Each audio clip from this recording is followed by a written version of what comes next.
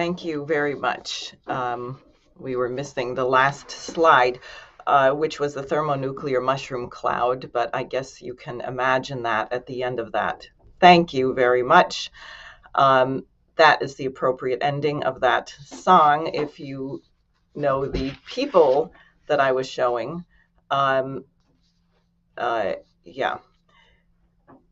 What is going on? What is the topic? NATO as an enforcer of the Great Reset. Well, let me just read you a little bit from the shrill UK Foreign Minister Liz Truss, who came to Washington this week and addressed the Atlantic Council.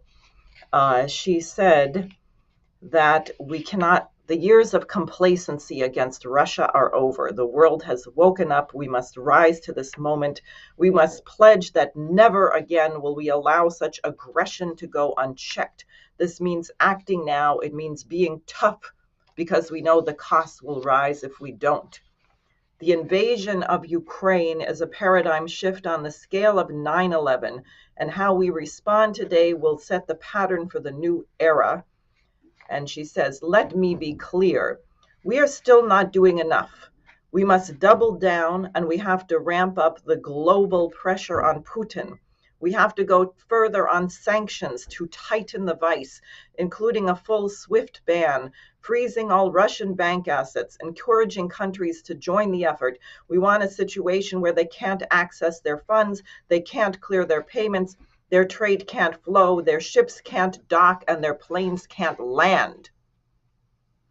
The rage, the genocidal, homicidal rage that we saw from the Queen of the Night, and you saw the people from the World Economic Forum and the Great Reset crowd. Because why? Because the issue behind this war is what Lyndon LaRouche identified 11 years ago when Gaddafi was brutally murdered, and you may remember that, and Hillary Clinton chuckled about it. And LaRouche said that this is a preparation for a war with Russia. He said the issue is the bankruptcy of the transatlantic system. And my first guest, Paul Gallagher, of the Editorial Board of Executive Intelligence Review, the publication founded by Lyndon LaRouche, will go through this in some detail. But what is it? That you have this gigantic bubble of debt, of unpayable payments. And if you can blow up the world and blow up the financial system, then the empire can write off their debts and go about their business. And if they can figure out a way to kill off 6 or 7 billion people in the course of that, so much the better, because they believe that the world is overpopulated. Now, this has been very well exposed. I'm just going to bring up here for a moment the pamphlet that was just produced by the LaRouche organization.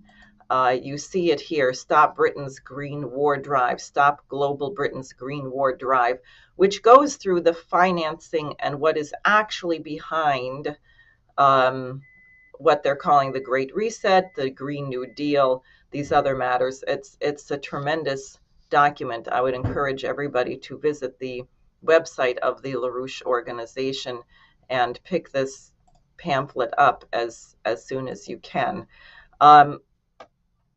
But there's an opposition to this. And today, the Schiller Institute internationally released the first list of signers, of VIP signers, of a very important call to convoke a conference for a new security architecture. And I'm just going to show you that and say a few things about some of the signers who are on there and the text of this, because I think you will see from this that our situation is not at all hopeless, even though there seems to be a design to make us feel that it is hopeless. Hold on a second. I have to make sure that you can see this. There we go. So here's the petition. Convoke an international conference to establish a new security and development architecture for all nations. And it begins, In light of the escalating Ukraine crisis, people around the world are urgently asking themselves and their political leaders where this will all end. Is this heading towards a very big, perhaps even thermonuclear global confrontation? Are we facing a reverse, more dangerous Cuban Missile Crisis? Will mankind even survive? Behind this very real danger of war, and the cause of that danger, is the blowout of the entire transatlantic financial system. A nearly $2 quadrillion speculative bubble of derivatives and debt is already blowing apart. A hyperinflationary process has been unleashed globally, with an accompanying collapse of the physical economies of the Western nations. The City of London and Wall Street, the owners of that bankrupt system, are desperate to destroy any functioning alternative to their system, such as Russia and China's alliance around the Belt and Road Initiative, which now incorporates nearly 150 nations, and the financial establishment has openly stated that this is what is at stake. So has Vladimir Putin, who has correctly said that the US, UK, and NATO relentless expansion eastward up to Russia's very borders is driven by this economic policy, and that it threatens Russia's national security in ways Russia cannot accept. And you heard, in case there's any doubt, what the British foreign minister had to say about destroying Russia. Therefore, to stop the drive to war, it is necessary to adopt a more fundamental approach, which is to establish an entirely new paradigm that will ensure the security and economic development of every nation on the planet. The only recent precedent for this in the West is the 1648 Treaty of Westphalia, which put an end to 150 years of religious wars in Europe. It was crafted only at the point that all parties realized that if they continued on their current path, there would be no winners and very few survivors. They chose to create a new paradigm based on the defense of the interest of the other and on the premise that the security of all was the first requirement for the security of each party. I'm going to skip down that you have to have an economic system that allows this, which is what LaRouche, the brilliant American economist Lyndon LaRouche, outlined in his 4 laws: the immediate reenactment of the Glass-Steagall Act, a return to national banking as opposed to the private Federal Reserve, and then generating credit through your Treasury and national banking system to increase the productivity of your workforce, of your national economy, and finally, a fusion driver, a science driver, so that we keep making the scientific breakthroughs required to sustain human life. Now, if you thought this was pie in the sky, too optimistic, I would ask you to just look at the list of signers here. And from Canada, we have a number of top scientists. Julian Fell, he's the co-director of the regional government of Nanaimo, British Columbia. Bill McPherson, the past president, applied science technologists and technicians of British Columbia. We have Jim Benham, who's the state president of the Indiana Farmers Union, board member of the National Farmers Union. We have my colleague Joel Dejean, who's on this evening, LaRouche Independent candidate for U.S. Congress. Dr. Joycelyn Elders, the former U.S. Surgeon General. Christopher Fogarty, the chair of the Chicago Friends of Irish Freedom, and many more. And if you look here, we have important strategists like Jim Jatras, who is a former diplomat and advisor to the U.S. Senate Republican leadership. We have David Meiswinkle, attorney and former president of the Lawyers Committee for 9/11 Inquiry. Of course, myself, LaRouche Independent candidate for U.S. Senate. And you see we have signers of very high caliber from Europe, from Belgium, from Denmark, from the Donetsk People's Republic, from France, Jacques Cheminade, the president of the Solidarité et Progrès, a party, and a former presidential candidate from Germany, from Greece, from Italy, extremely important, Pino Arlacchi, who's the former director of the United Nations Drug Control Program, and he's a professor of sociology. And it goes on. Sweden, Iberoamerica, Argentina, Bolivia, Colombia, Brazil, Haiti, Mexico, Peru, and several African nations, Australia, Congo, Guinea, Iraq, Lebanon, Pakistan. In other words, what you can see is that contrary to what the news media and other cynics would have you believe, actually, probably the majority of people on the planet would be happy to have a new strategic architecture where the world was not run by this group of billionaires for their own objectives to oppress everyone else. And therefore, we have to organize for this. But I wanted to have a program this evening where you get a glimmer of what's behind this, the situation the transatlantic financial system is in, and what can be done about it, and also the strategic situation, which is exceedingly dangerous. And I will say for viewers that we probably have right now the very worst wartime propaganda I've ever seen in my life in terms of lies. You may remember in 1991 when the US ambassador to Iraq told Saddam Hussein that if he invaded Kuwait, we would look the other way and do nothing. Then he invaded Kuwait. Margaret Thatcher came over to put iron in President H.W. Bush's spine. And what did we get on the news? Pictures and imagery. The Iraqi soldiers were yanking babies out of incubators. Well, it turned out to be a total fraud, but it did succeed in getting everyone all worked up to support the war. We had another total fraud in 2003. Iraq has weapons of mass destruction. We launched a major invasion of that country. We've killed over 1 million people in Iraq. We have the situation in Afghanistan where we withdrew, as we should have long ago, but we also cut off all the funding to a government that was 75% dependent on foreign aid. And then to top it off, President Biden took the $7 billion that was in the Federal Reserve, which is really the money of the Afghan central bank, and divided it half to the 9/11 families, half to some alleged relief operation in Afghanistan, which I don't think they've seen a nickel of it yet. And you have about 23 million people who are threatened with starvation there in the very near term, similarly. So it's, we have been seen this before. You should understand how you are being manipulated by the press in this country to want to support President Zelensky's suicidal mission where he's begging for help as opposed to negotiating with Putin to have a neutral Ukraine. And I'll tell you, the British, the Biden administration, and NATO seem to be perfectly happy to allow every last Ukrainian to be ground up in this war.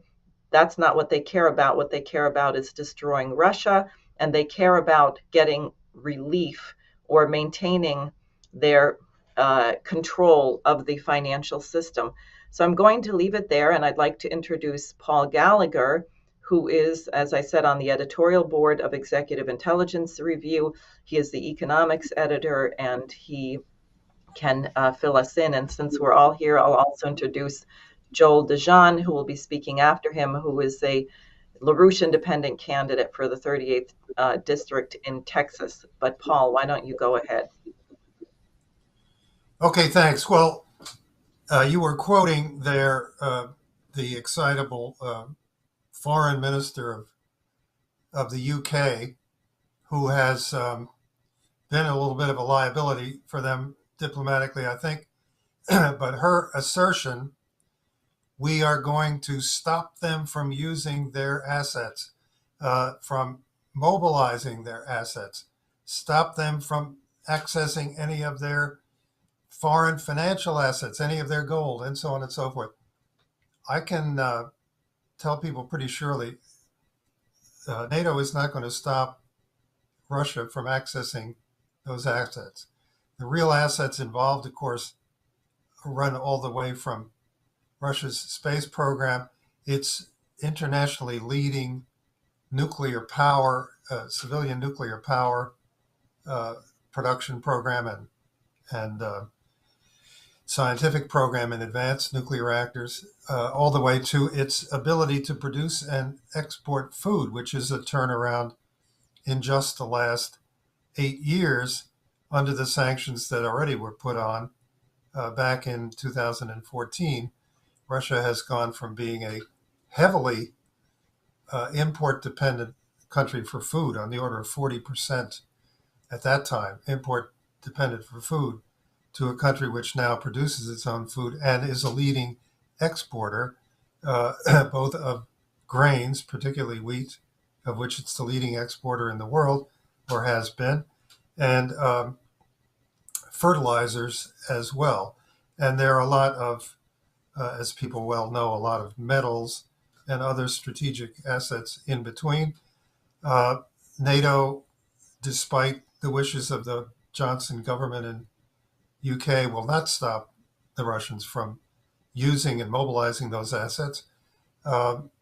What they have up to now done out of the central bank and the financial ministries in Russia in terms of preventing capital from leaving the country by placing a penalty on capital flight, requiring that capital which is earned by Russian exporters, particularly in fossil fuels, be immediately converted from foreign currencies into rubles, so that it would not form capital flight, but rather would add to the liquidity of the economy. At first, they required that 80% of anything that an exporter made in foreign currency would immediately be converted to rubles. That was raised to 100%.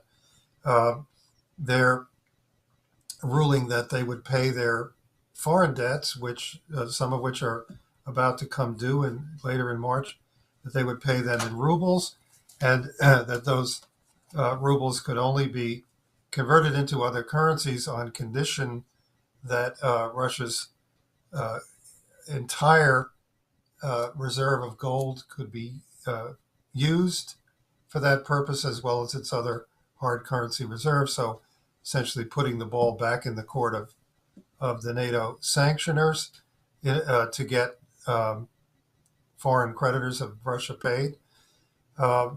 They've taken quite a number of steps. In fact, I think they've been doing a better job at putting Russia in a position to mobilize its economic assets than the Russian military forces have been doing in Ukraine. And there are more steps still to be anticipated, as long as Russia has and can cooperate with other countries with its gold reserves, or any substantial part of its gold reserves, which total on the order of 15 to 20 trillion rubles in value, and which can be used with other countries in order to generate new credit. That may be why you had some group in the U.S. Senate today which started out legislation which they think will somehow prevent Russian gold from being used, by telling people in other countries around the world that they can't buy or sell gold if it ever came from Russia. You can imagine there's a certain amount of distrust in many of the NATO countries that their sanctions actually have the power, which the British foreign minister was suggesting, in order to stop economic activity and even economic expansion in Russia, although initially they are knocked down to a somewhat lower level of production as a result of all these sanctions. That's on the Russian side. Now, NATO is consciously, maybe not totally intentionally in terms of what its actions are provoking, but it is consciously crashing the world economy and the financial system, including the banks, including your banks, as time goes on. NATO is intentionally crashing those in order to achieve an objective. This objective has been understood for quite a long time in our movement because Lyndon LaRouche made it clear, very clear already, more than 10 years ago, that the objective of the financial powers in London, and centered in London and in Wall Street, was that if they could engage in a military confrontation, including a shooting war, Russia or China, and defeat them by a combination of war, economic war, and so forth. If they could, let's take the current example, engage Russia, draw it into an all-out war of this kind, military and economic, and defeat it, then those NATO powers, or specifically those London-centered, Frankfurt-centered, Wall Street-centered bankers, could proceed to savagely reduce the standards of living and the economic activity of their own populations in order to deal with their own bubble of unpayable debt. So that now you have, this perhaps is the best representation of what I'm talking about and what LaRouche was talking about already a decade ago. The immediate former president of Germany, whose name is Gauck, I believe it's Joachim Gauck, he made a statement at a European Union meeting: we can freeze for freedom. He went on a little bit beyond that about sacrificing everything, sacrificing all our happiness for victory, and freezing for freedom. Of course, he didn't mean that he personally would freeze for freedom. He meant that you would freeze for freedom. But there are many calls of that kind which are coming, and not only from Zelensky, the president of Ukraine, who's a little bit in a total flight forward, but there are many calls coming from the powers of NATO and the powers of the Western European and governments and the Biden administration, that we will sacrifice, supposedly for freedom. This is their strategy when dealing with a bubble of debt, of unpayable debt, on a scale, call it $275 to $300 trillion, just debt, not derivatives, not the securitization piled on top of it. $275 trillion at least, the everything bubble, a scale never seen before and unpayable, especially the corporate parts of it. They cannot pay it. When dealing with that, in order to somehow get through the collapse of that bubble, they have to collapse the economy and collapse your living standard. And they are already beginning to anticipate that they can knock Russia as an economic competitor, even in partnership with China, that they can knock it out. They believe, they fantasize that they are knocking it out, and therefore they are turning to you and saying, now you are going to freeze for freedom. You are going to go without food for victory. This is an economic strategy. Now, is it working? Well, there has been an absolutely unprecedented inflationary wave since last weekend. There was plenty of inflation before that, as all of you know. But since last weekend, there were increases in the prices, the futures prices, of half a dozen strategic metals, particularly those of which a lot are produced in Russia, and all of the fossil fuel products, natural gas, oil, coal, methane, diesel fuel, aircraft fuel, all of these things, their futures prices jumped on the order of 50 to 100%, each of them across the board in a matter of 48 hours, from essentially from the end of last Sunday through the Tuesday morning of this past week. Now, what that did, those prices will not stay that high. In fact, they haven't stayed that high, but they're continuing to march upward anyway. But what that inflationary explosion did was to create massive losses in the trading of these materials, these metals, these energy commodities, and related energy commodities, food commodities, particularly grains, particularly edible oils, the oil seeds themselves. All of these commodities, prices exploded, and therefore the companies trading in them took massive losses.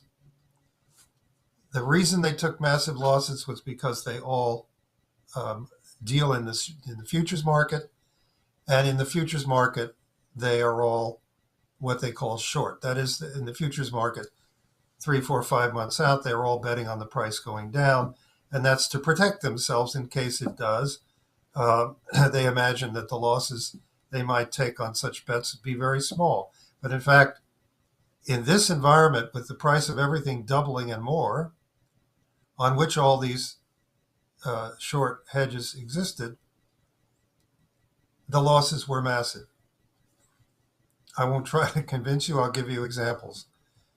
The one small example, the Peabody Coal Company, which only happens to be the largest coal company, I believe, in the world, certainly the largest one in North America.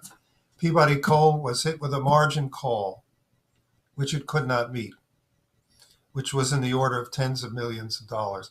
This is the margin call was what was happening to every single one of these hundreds and hundreds and hundreds of major companies around the world dealing in these commodities. It got an emergency loan from Goldman Sachs at 11.5% in order to pay that margin call so that it would not have to close out that call and take a huge immediate loss. That was a small example. The metal trader, especially because of what happened to the price of nickel, the metal trader in China, who goes by the nickname of Big Shot, who is has a whole lot of companies and is a very, very large operator in metals trading internationally, faced a margin call between $8 and $9 billion. Pay up immediately or close out your position. He got his company's got some grace period from the London Metals Exchange, which happens to be owned in Hong Kong, which helped him. But nonetheless, he had to pay, and a massive loan was organized involving both one of the state banks in China, but even more so involving the J.P. Morgan Chase Bank. That loan, however, has not yet settled the question. And it is still possible that the very, very large conglomerate of companies involved in this margin call will go bankrupt.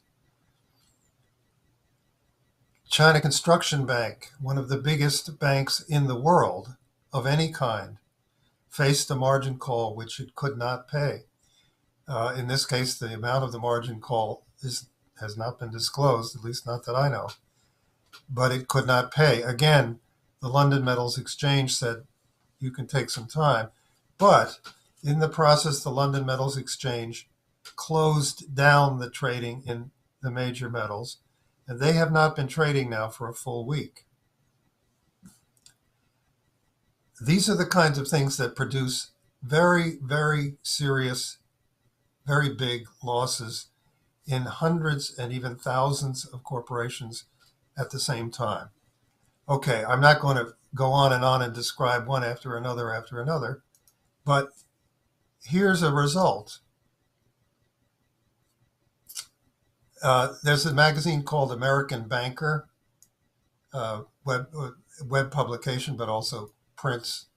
Um, it is not owned by, but tends to represent the American Banking Association, and they have a headline in their publication yesterday, which is, quote, "A big bank is in trouble and no one knows which one or why," unquote.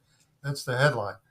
There, they were using FDIC data to determine that some bank, its assets, they looked at the amount of troubled assets that the FDIC lists from month to month and noticed that all of a sudden, an addition of more than $100 billion in troubled assets had gone on to the FDIC's report, which much more than doubled the total amount of troubled assets that the FDIC recognizes. So they call it a big bank. That's not a big bank. That's a medium-sized bank, $100 billion, $150 billion.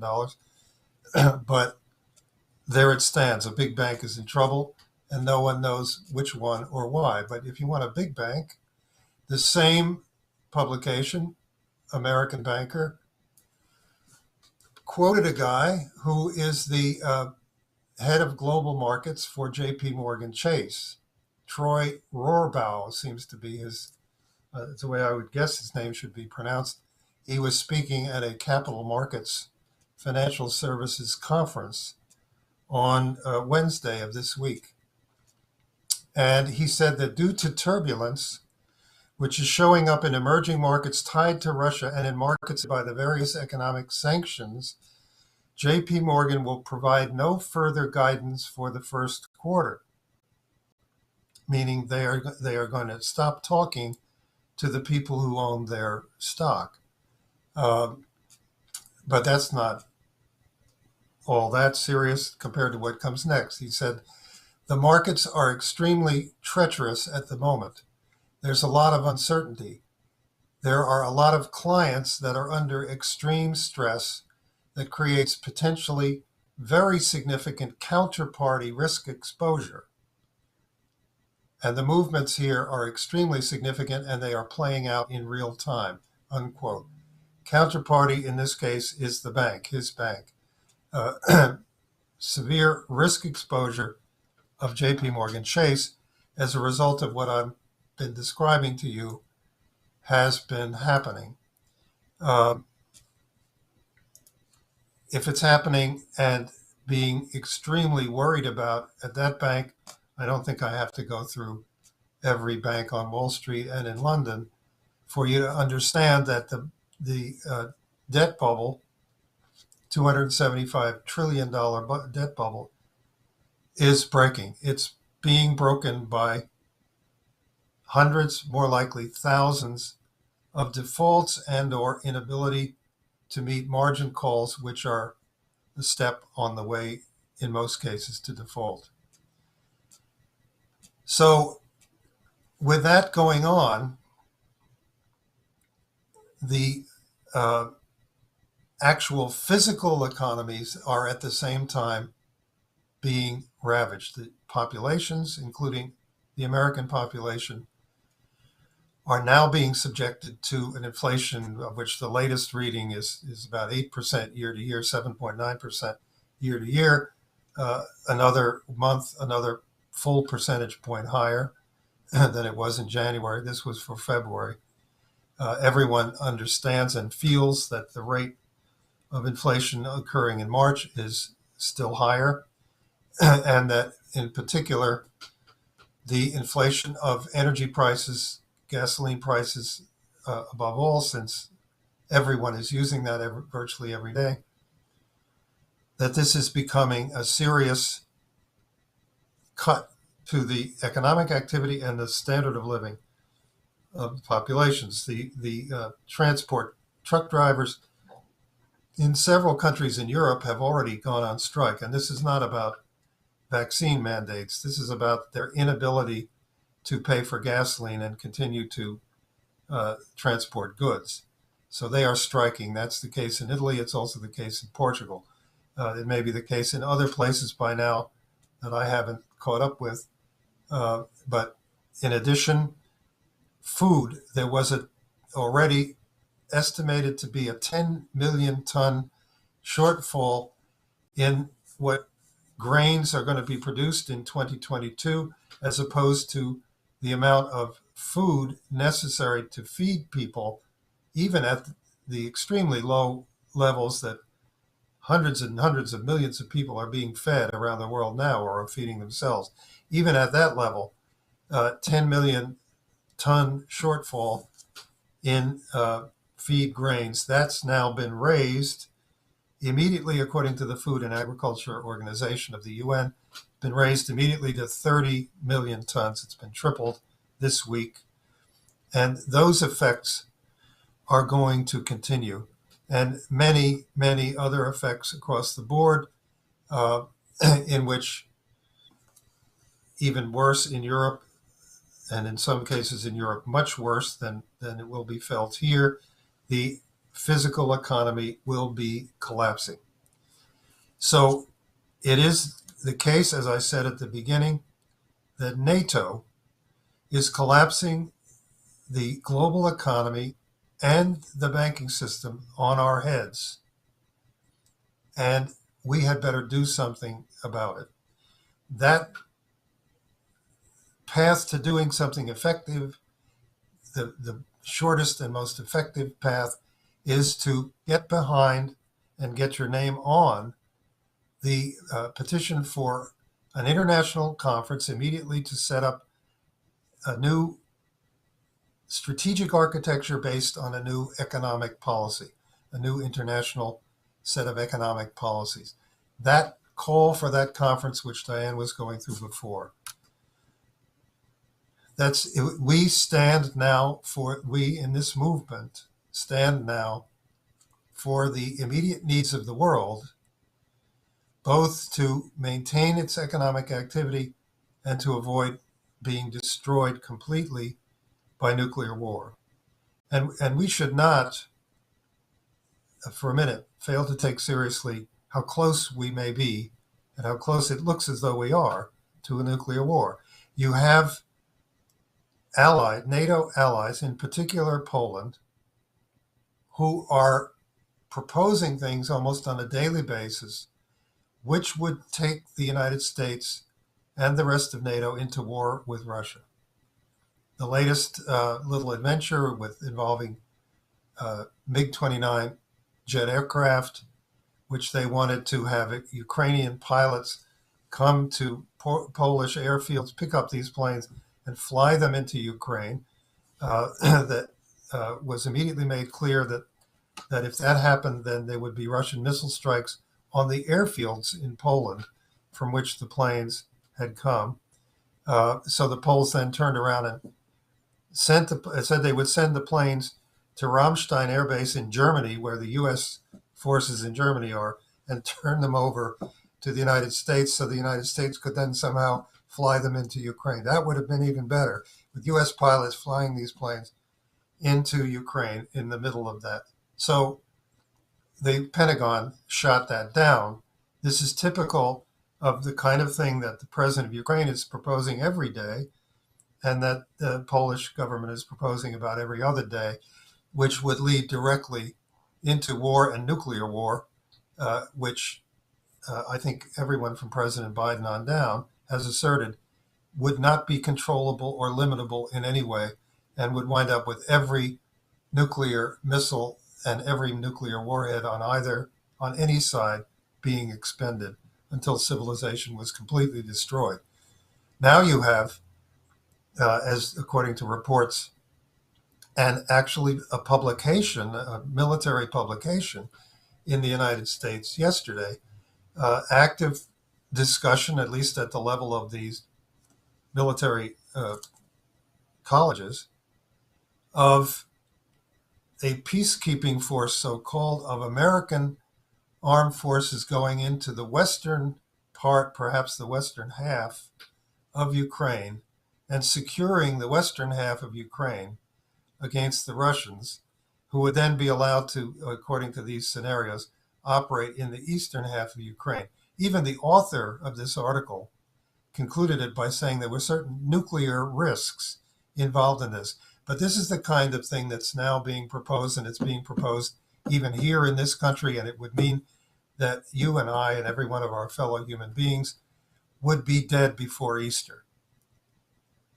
So we stand for the world in terms of what has to be done in a very short period of time to get people from governments and from leading circles otherwise meeting, discussing, considering a completely new economic policy and a new strategic architecture based on a policy of economic development rather than the policy of trying to savage the economies to save 275 trillion in debts, a policy of economic development, which could be the basis for a new strategic architecture. And we can talk more about that. Okay, let me send it back to you, Diane. Great, thank you very much. That's quite an alarming picture. So without delay, let me go now to Joel Dejean, who is the LaRouche Independent candidate for U.S. Congress in the newly created 38th Congressional District of Texas, who is an engineer, also a longtime associate of Lyndon LaRouche, and also a Haitian American. Joel, go ahead. Thank you, Diane, and thank you, Paul. Now I realize what I was doing last February during the freeze and blackouts. We were freezing for freedom, but I didn't appreciate it at the time. But this week there was a huge energy industry conference called the Cambridge Energy Research Associates Conference for the whole week. It's headed up by Daniel Yergin, who has written a lot on the oil industry. He's done a lot of documentaries. But the keynote speaker was John Kerry, the special envoy for climate change. And his original theme was going to be how to transition to clean energy, to renewable energy, which worked so well last February here in Texas. But he changed that a little bit to say that, well, we can't exactly transition now. We have to actually continue to use American oil and gas and possibly turn to great allies like Venezuela, Iran, and Saudi Arabia to see if they can pump more oil, at least in the short term. But the other speaker at the conference was the Energy Secretary, Jennifer Granholm. And she was talking about how we have to look to 2030 for a transition to renewable energy. Now, it's bad enough that these people are still babbling on about the energy transition, but the head of Exxon, Darren Woods, who is an engineer, has bought the line, or at least is mouthing the line, that we have to decarbonize. Think of this, the head of the largest oil company in the United States is talking about decarbonizing. And he's pushing for carbon capture. This is the most ridiculous thing. This is a bigger waste of money than even windmills, because they want to take the carbon dioxide produced by fossil fuels, build all sorts of pipelines, and bury it in the ground. We're talking about billions of tons of CO2. So this is what was discussed. Now, we did intervene outside this conference. My campaign was there, and the LaRouche organization got the pamphlet the night before we went there on Wednesday morning, and we intersected some of the attendees. There were a lot of foreigners, a lot of Brits, a lot of people from Asia, some from Latin America. We intersected them, got them the pamphlets, got them the leaflets. So it was a very effective intervention, except we couldn't go inside. But At the same time, you have these industry leaders talking about the transition. You have a gang of war veterans, war hawks in Texas, led by Dan Crenshaw, who's a former SEAL, who was already in the Congress. He has recruited a bunch of veterans of the Iraq and Afghan war, including my Republican opponent, Wesley Hunt, who just won the Republican primary in the 38th district just last week. He has been endorsed by Donald Trump. You thought that Donald Trump was against the energy transition. Well, he's backing one of the biggest pushers of decarbonizing. This guy, Wesley Hunt, is calling for decarbonizing, but he doesn't want to decarbonize until we force Russia, China, and India to give up fossil fuels. So this group of veterans learned nothing from their defeat in Iraq, in Afghanistan. They want to impose the war policies of the Congress. Now, it's not like the Congress was resisting the war drive, but this is to nail the coffin in the Congress to make sure they stick with the war policy. So this is what is being presented to the American people. We have presented the alternative. Now, the thing that concerns me is that these sanctions have targeted the Russian space program. And Joe Biden, in his State of the Union, where he didn't know the difference between Ukrainians and Iranians, called for attacking the Russian space program. Now, we have occupied, I mean the US, Russia, European Space Agency, Japan, Canada, we have occupied the International Space Station for over 20 years. And with this attack on the Russian space program, the viability of that space station is now in doubt.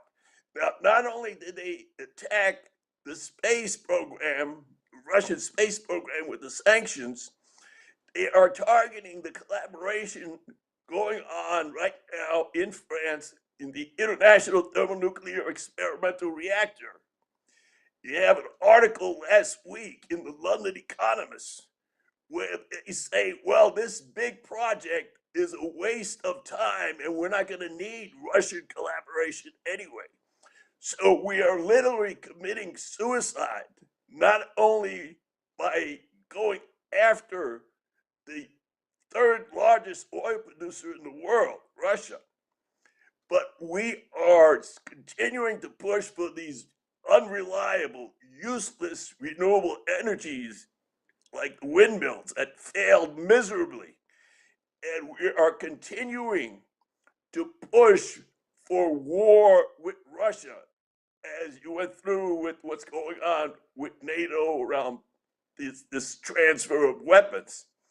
So we are goose-stepping right into World War III. And we have to have a radical shift in paradigm. And that is the importance of this petition that is going out all over the world. And that is the importance of getting people on board for a conference of sanity, a new Peace of Westphalia conference, so that we can not only get away from this warmongering, but we can actually go with LaRouche's 4 laws. And the 4th law calls for a crash program in fusion energy. We should be working with Russia. We should be working with China. And China is next on the hit list. You heard the Commerce Secretary threaten China. If they sell one advanced chip to Russia, they're going to be put on the list. They're threatening China's reserves. China has trillions of dollars of US dollar reserves. They are threatening to do to China what they just did to Russia. We thought it was bad enough when Afghanistan had its billions of dollars stolen by the Federal Reserve. But now they've stealing hundreds of billions of dollars of reserve in countries like Russia and China. So this is insanity. It has to be turned around. So with this petition going all over the world and with the beginning of the distribution of the signers, we have the way out of this mess. And I intend to use my campaign to go after these war hawks. And I'm sure Diane is going to finish off the war hawk in the Senate there, Chuck Schumer. But we have to get the American people to realize that they're being taken for suckers. You have gas now in Houston, $4 a gallon. And you have idiot comedians like Stephen Colbert, who says, well, I'm willing to sacrifice because I drive a Tesla. And he laughs at it. He can afford a Tesla. He doesn't need to buy gas. So this is the arrogance of our enemies.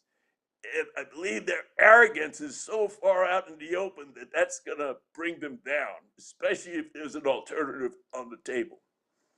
Now, the other thing I want to mention is 6 months ago, the refugees that were on the front page of all the newspapers and all the newscasts were the Haitian refugees at the Texas border. And there was a huge story in the Houston Chronicle this week, which goes through a couple of these refugees who traveled 10,000 miles over many years, first escaping Haiti after the earthquake in 2010, then going to Brazil to help in the construction of stadiums for the World Cup in 2014, and then the Summer Olympics in Brazil in 2016. That after that construction was done, they were no longer needed. So they were shoved into Chile, country of Chile, where they had a good reception at the beginning, but then after a few 100,000 showed up, they were treated like unwanted aliens. And they were forced out. And these people had to cross the Darien Gap, a 60-mile gap between North and South America, where you had dozens of people who couldn't make it, children. And where were the crocodile tears for all these women and children who couldn't make it? And then when they got to the US border, were they welcomed with open arms like people in Poland are doing to the Ukrainians? No, they were shackled, put on an airplane, and 13,000 at the last count were flown back into the misery of Port-au-Prince. And Haiti was told, well, you have to wallow in your misery because you can't work with China. You have to keep doing what you've been doing for dozens of years, which has been abject failure. So all these hypocrites who say that how could we do that to refugees? How could a nation invade another nation? How could you hit civilian targets? Well, we are masters of that for the last 20 years. And that's the hypocrisy that we have to point out. And as I said before, we have to lay out the alternatives. And if people wake up from this nightmare and realize that there is a future, there is a way out, then we can survive this insanity. So I'll stop there. Great. Thank you very much. And now we have Dennis Speed, who people know, the coordinator of the LaRouche Manhattan Project and often moderating with me. And Dennis, I'm sure you have some thoughts on everything that's been said thus far. We're just kind of taking off from what Joel was saying. This idea about that there's a way out. It's a good thing to think about that. I mean, there's not just a way out, but there's also a way up. There's a way ahead. And the situation may be a little bit different, I think, than what people want to think about. For example, people keep talking about a war in Ukraine being conducted by Russia. Actually, there's a war against the United States population being conducted by the City of London. Nobody wants to see that war. 1 million casualties last year, well, in the last 2 years, called COVID casualties, which basically did not have to happen because the pandemic did not have to happen. The epidemic we may not have been able to stop, That is to say, assuming that the epidemic was in fact natural and that it was spreading in China. Some people were going to get sick, but the fact that that became something that became a worldwide pandemic was because of the failure of healthcare.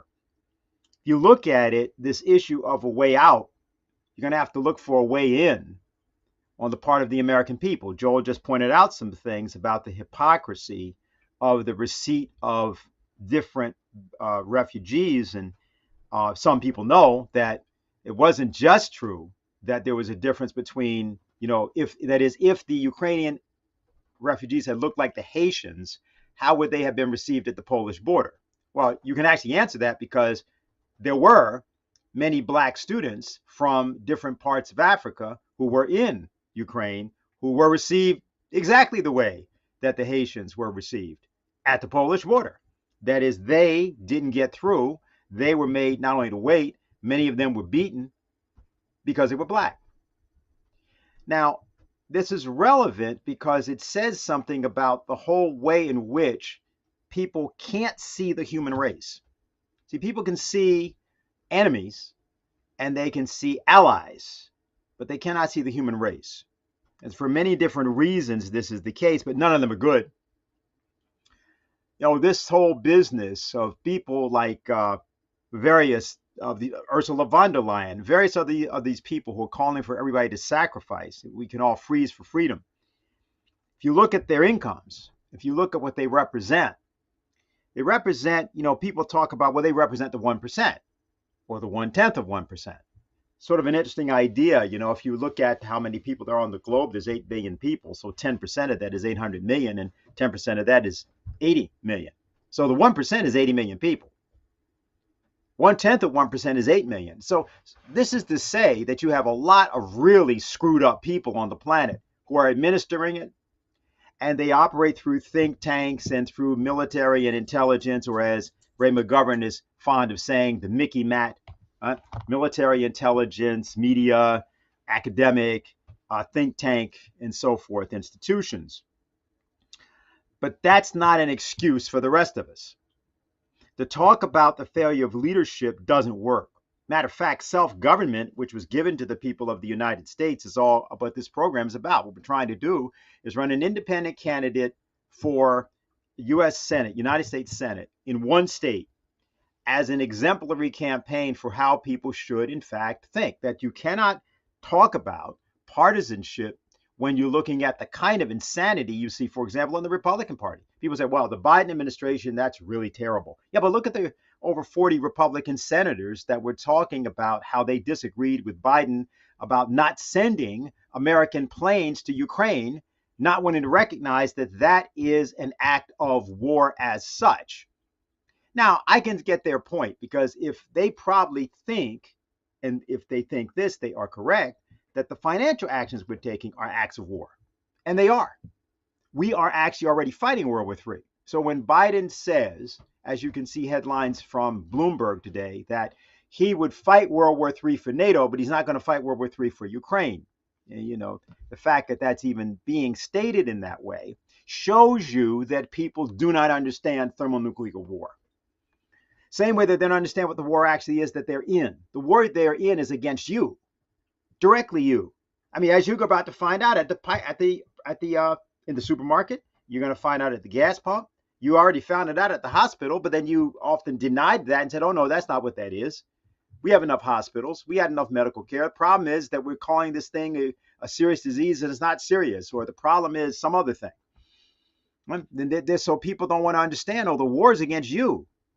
Yeah, it's true that there may be people of different skin color or different economic status someplace in the world that may catch it more, but that's not what's happening now. What's happening is exactly what Mark Carney described in the summer of 2019, and what was described again in November of last year by Bloomberg, Mike Bloomberg, and him, and others, including Prince Charles, that they were going to put the world on a war footing to implement what they call the Great Reset, for which climate change is a pretext. They really don't care whether there's climate change or not. They just care whether you think there's climate change. because what they're going to do is change your climate in your house. They're not even going to have to go to your thermostat anymore. They just do it remotely. They're going to change your climate. You will freeze for freedom. And you will starve for freedom. Maybe that's what the people in Afghanistan are doing right now. The issue involved, though, here is that there's a way out. And what the petition that we wrote talks about is the immediate implementation of Glass-Steagall-style measures. In one sense, the Russians are being forced into some approximation of that right now. That's not a good way for this to be done. And frankly, what you need is a conference where, if you're going to take measures to dry out speculation and dry out the banks, and in fact overturn this commitment to pay the unpayable debt, you got to have a conference where all of the parties that have to be central to taking on that monster, which is the City of London and Wall Street, agree. Of course, that seems to be contradictory, because how do you get the City of London to agree to take itself apart? Well, the answer is you won't. And therefore, this conference we're calling for a new economic, a new security and development architecture is sort of the exact polar opposite to what Liz Truss of the British Empire is calling for.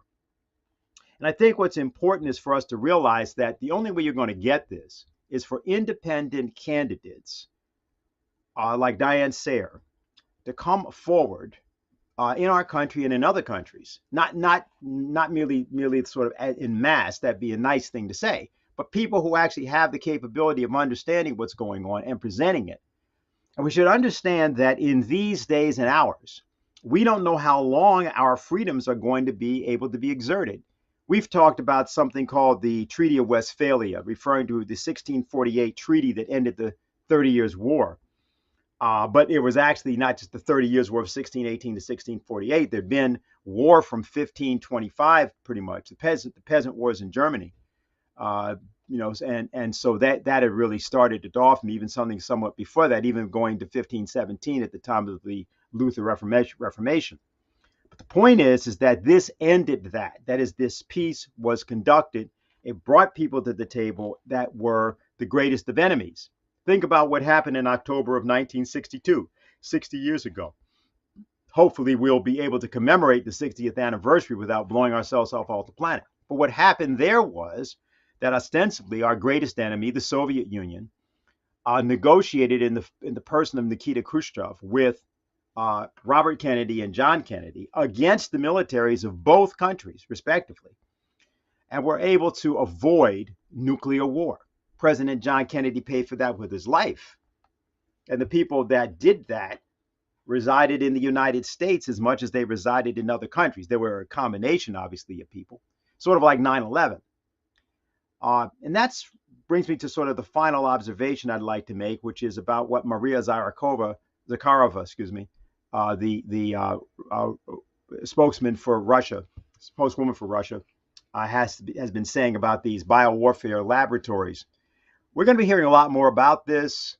Let's just say that there were hundreds of questionable and criminal enterprises that operated in Ukraine, that were being operated by intelligence agencies, not only from the United States, really from all sorts of places, that samples of anthrax and bubonic plague and other things were destroyed as they began to pull out.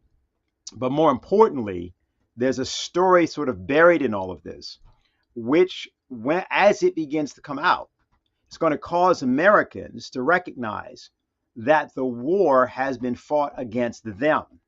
And often, people that they call fellow patriots have been the enemy. But it's not an American thing. It comes out of a tradition of the British Empire, a tradition of treason. Treason as a practice, as a pastime, as a hobby, as a vocation, which is what London's intelligence agencies have practiced for centuries, learning it from the Phoenicians initially. That is something that is not American, and it's something that, as we begin to reflect on this tradition of war, why are we at war again and again and again? How can we be at war when the Soviet Union disintegrated in 1991? And we were walking all over, the former Warsaw Pact nations, and Russia itself for 8 years, just walking all over it. How's it possible that now we're trying to claim that there's this great problem that somehow we never saw, and its problem now is confronting the world, and it has to be stopped? I think it's important to recognize that Nazism and fascism in its first place was an economic policy. It was pioneered by Hjalmar Schacht, the finance minister of Germany, who was born in Brooklyn, by the way. And that fascism, Nazism in particular, was the expression of the desperate need to try to loot other nations at all costs to pay an unpayable debt. That is what we seem to have allied ourselves with in the case of Ukraine, not because of the Ukrainian government, but because of the British imperial system with which we are allied. And I think that's the target, and that's the key to why we want independent candidates that will take that on, to speak out and to be supported.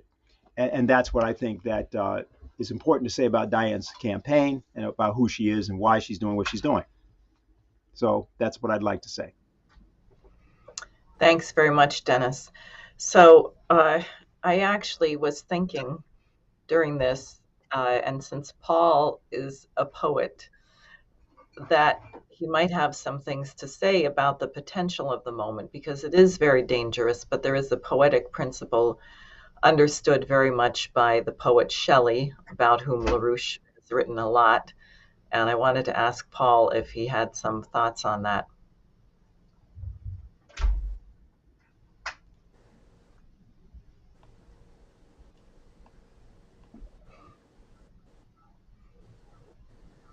Is he muted? Yeah, Paul, you're muted if you're...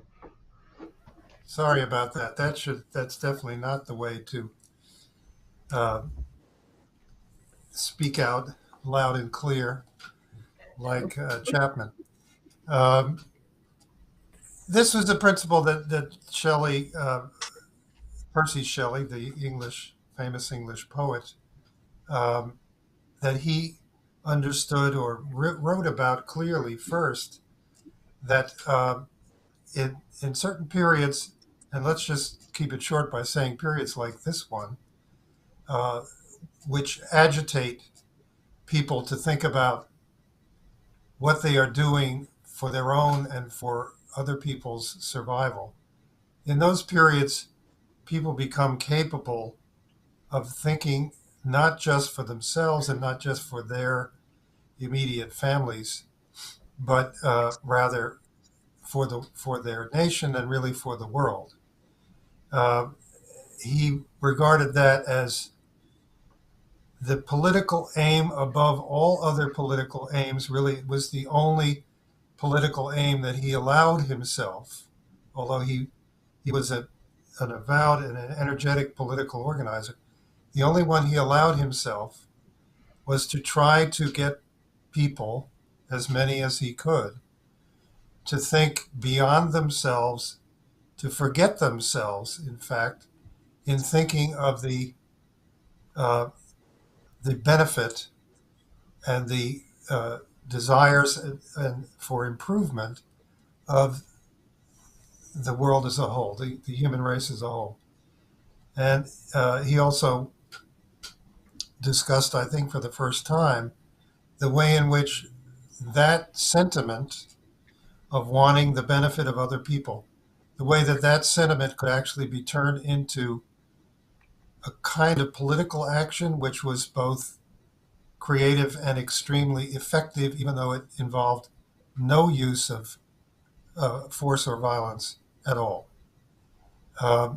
What we have through wonderful leaders since then come to understand as creative, nonviolent civil disobedience really seemed to come to his poetic mind at first in the poem "The Mask of Anarchy," which is really quite an incredible work. So that's what I think the way in which implicitly everything that what Dennis was just saying, he's asking the listeners to think of their own interests, their own self-interest, in exactly that way.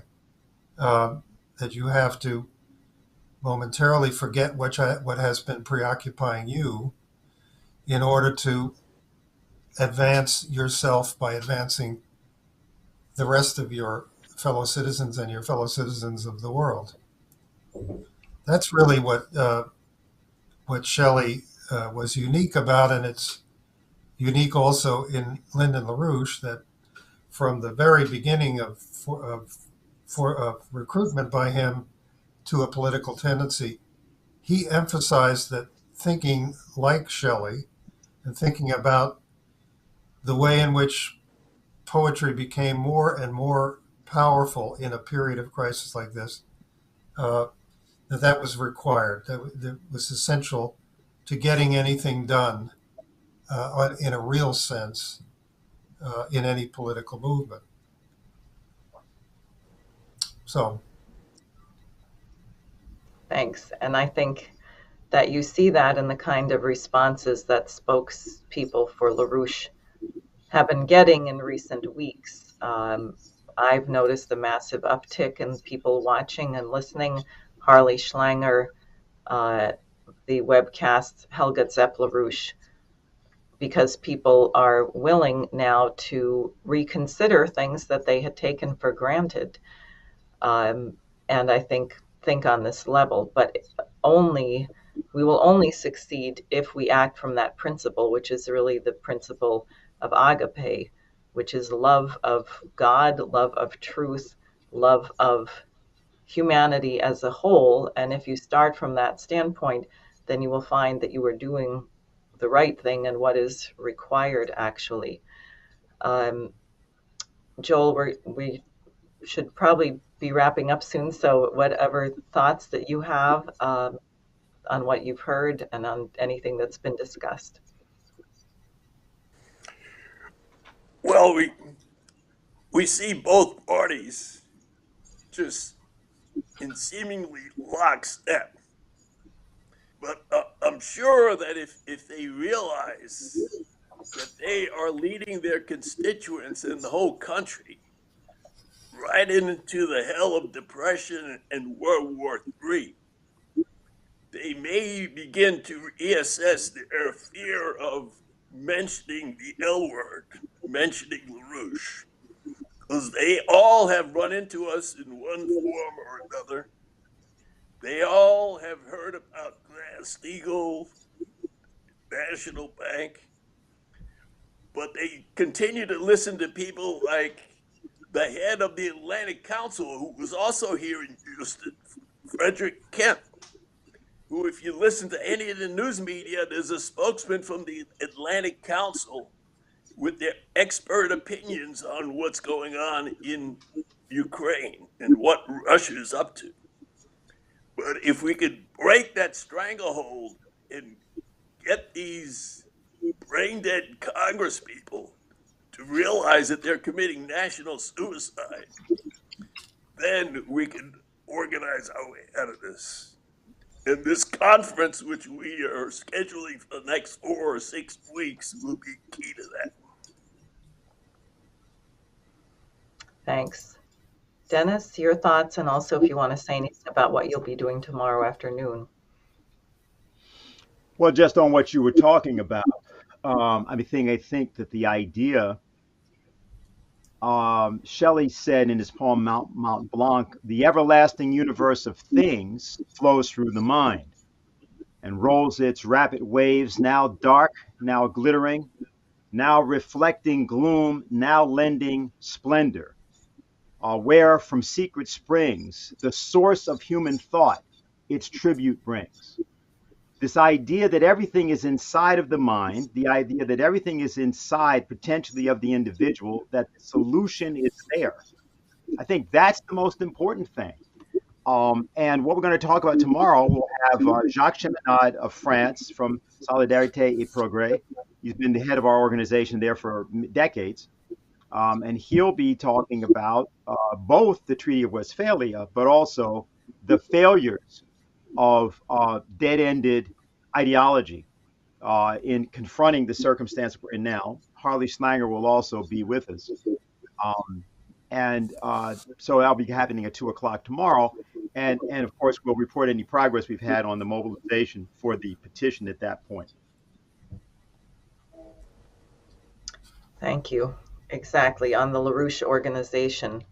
So what I would like to say is we are now just a little over 5 weeks away from beginning the petitioning campaign, which was devised to keep independent voices like those of mine off of the ballot and out of the debate. We need 45,000 valid signatures of New York registered voters. Also, I need probably at this point at least about another $45,000 to $50,000 before April 19th to make sure we can do the petitioning. And I appreciate very much that my donation requests have been shared and liked by thousands of people. I can say the number of you who have contributed is in the double digits. So not only share and like, but if you're a U.S. citizen or permanent resident, please donate. It can be $5 or $10. It can be $100. The legal limit per campaign period is $2,900 to Sare for Senate. This will help. And I think this is absolutely doable. I mean, getting on the ballot and forcing these subjects into the debate, I think people are already ready to hear it. We see that. Whether mankind is going to survive, I think, is an open question at the moment. I am very concerned about the indifference, the moral indifference that I see, and I think it's really cultivated through the media, which is why I wanted to bring up these questions of poetry, the question of classical music. It's very important, especially in a time when things are so difficult and we're being forced to witness unbelievable barbarism and cruelty from one human being to another, that we keep our spirit and our soul immersed in beauty, that we remember what it means to be human. And we will find that that is a great source of strength and courage, both of which are going to be needed, I think, in great amounts for the period ahead. So I'd like to thank everybody for listening. I'd like to thank all of you for joining me in this discussion. And with any luck and a lot of hard work, we will be back next Friday.